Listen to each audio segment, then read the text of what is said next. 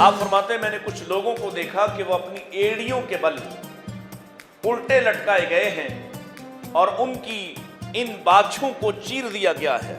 ایک عورت حاملہ ہے، وہ روزہ نہیں رکھ سکتی، وہ روزہ رکھے گی حمل کے بعد۔ آسمان کے دروازوں کا جنت کے دروازوں کے ساتھ کنیکشن کیا ہے؟ نبی کریم علیہ السلام نے ارشاد فرمایا، مجھے دو لوگ آئے، یعنی دو فرشتے آئے، اور انہوں نے مجھے میرے بازوؤں سے پکڑا اور ایک سفر کروایا، ایک چوٹی پہاڑی پر چڑھایا۔ وہاں میں نے کچھ مناظر آپ نے دیکھے، ان میں سے ایک منظر جو آپ کو اس وقت بتانے کا مقصد ہے۔ آپ فرماتے ہیں میں نے کچھ لوگوں کو دیکھا کہ وہ اپنی ایڑیوں کے بل الٹے لٹکائے گئے ہیں اور ان کی ان باچھوں کو چیر دیا گیا ہے۔ میں نے پوچھا یہ کون سے لوگ ہیں، کون لوگ ہیں، ان کا جرم کیا ہے، کس وجہ سے ان کے ساتھ یہ سلوک ہو رہا ہے؟ مجھے بتلایا گیا کہ یہ وہ لوگ ہیں جنہوں نے روزے کا احترام نہیں کیا، لوگوں پر روزہ فرض تھا اور یہ افطار کرتے تھے، یعنی یہ روزہ نہیں رکھتے تھے۔ رمضان آ گیا ہے اور روزہ فرض ہے۔ کس پر فرض ہے؟ ہر صاحب عقل، ہر بالغ عاقل مرد عورت پر فرض ہے، اور جو نہیں رکھتا، نہ رکھنے کی صرف دو چیزیں اس کو اجازت ہے، ایک وہ سفر میں ہو، ایک وہ مرض میں ہے، مریض ہے۔ ان کے لیے بھی فرمایا فَعِدَّةٌ مِّنْ أَيَّامٍ أُخَرَ، یہ بھی سفر سے واپس لوٹ کر اور صحت پانے کے بعد یہ بھی روزوں کی عدت مدت تعداد پوری کریں گے، یہ چھوڑ نہیں سکتے۔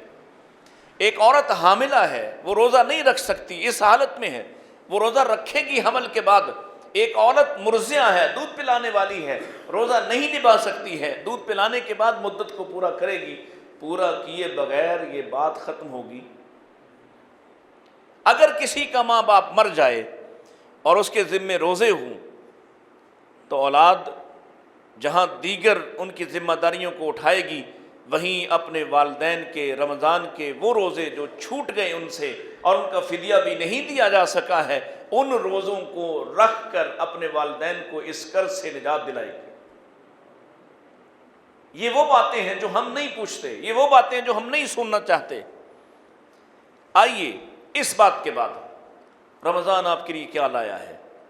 نبی کریم علیہ السلام نے فرمایا رمضان جب آتا ہے تو اللہ کی طرف سے رحمتوں کے دروازے کھول دیے جاتے ہیں۔ اللہ کی طرف سے رحمتوں کے دروازے ہی نہیں کھلتے بلکہ آسمان کے دروازے بھی کھل جاتے ہیں، اور جنت کے دروازے بھی بولیے کھل جاتے ہیں، جہنم کے دروازے بند ہو جاتے ہیں۔ گویا آسمان کے دروازے بھی کھل جاتے ہیں، جنت کے دروازے بھی کھل جاتے ہیں اور جہنم کے بند ہو جاتے ہیں۔ سارا سال کیا روٹین ہے، کیا معمول ہے؟ آسمان کے دروازے بند ہیں، جنت کے دروازے بند ہیں اور جہنم کے کھلے ہوئے۔ اب رمضان آیا، رمضان کی پہلی رات آئی، صورتحال بدل گئی، کیفیت بدل گئی۔ اللہ نے آسمان کے دروازوں کو بھی کھول دیا، جنت کے دروازوں کو بھی کھول دیا اور جہنم کے دروازوں کو بند کر دیا، اور ساتھ اللہ نے ان بڑے بڑے شیطانوں کو، ان بڑے بڑے جنات کو بند کر دیا، زنجیروں میں جکڑ دیا، جو انسانوں میں گھومتے پھرتے ان کو مختلف قسم کے فتنوں میں مبتلا کرتے اور ان کے دلوں میں جا گھستے ہیں اور ان کو شرارتوں اور سرکشی کی طرف آمادہ کرتے ہیں، ان سب کو بند کر دیا، ان کو جکڑ دیا۔ یہ اتنا ماحول بنایا گیا کس کے لیے؟ یہ رکاوٹیں ہٹا دی گئی ہیں کس کے لیے؟ روزے دار کے لیے۔ یہ موسم بنایا گیا ہے، ماحول بنایا گیا ہے، یہ موسم بہار آ گیا ہے۔ سمجھیے گا ذرا اس بات کو کہ آسمان کے دروازے جب کھولے جاتے ہیں تو آسمان سے اللہ کی رحمتیں نازل ہوتی ہیں۔ کبھی وہ بارش کی شکل میں آسمان سے رحمتیں بھیجتا ہے، کبھی فرشتوں کی شکل میں رحمتیں بھیجتا ہے، اور کہیں جبریل امین ہی اپنی معیت میں بہت بڑی تعداد کو لے کر زمین پہ اتر آتے ہیں۔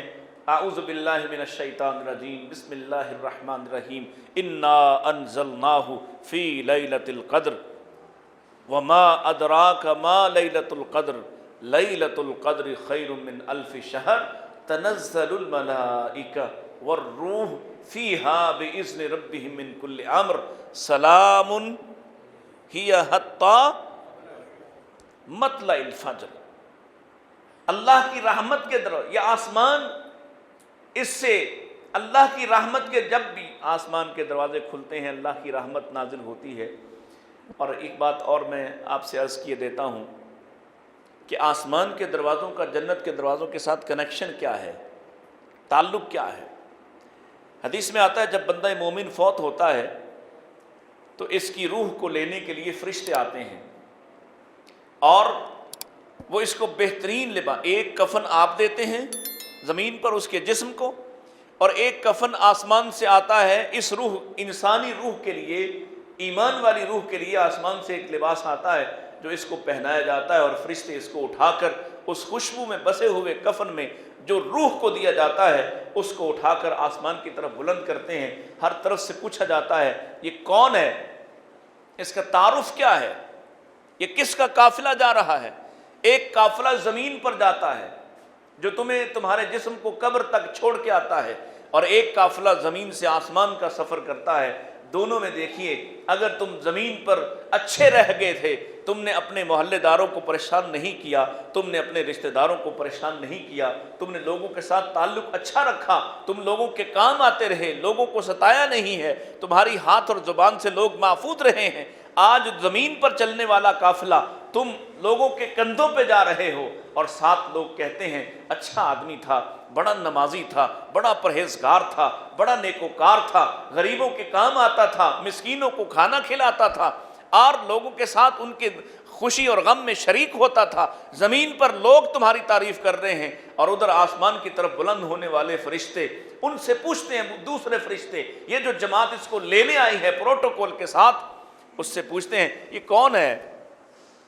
वो कहते हैं ये अब्दुर्रहमान है, अल्लाह का बंदा है, ये अल्लाह का मोतियो फरमा बरदार है, ये नमाजी है, परहेजगार है, ये रातों को जागने वाला मुस्तगफिरुम बिल्लैल व नहार है, ये रोज़ेदार था, ये नेकोकार था। अच्छे अच्छे तारुफ करवाते हैं और फिर हर तरफ से सलामुन अलैकुम, सलामुन अलैकुम, हर तरफ से इसे सलामती की दुआएं मिल रही हैं।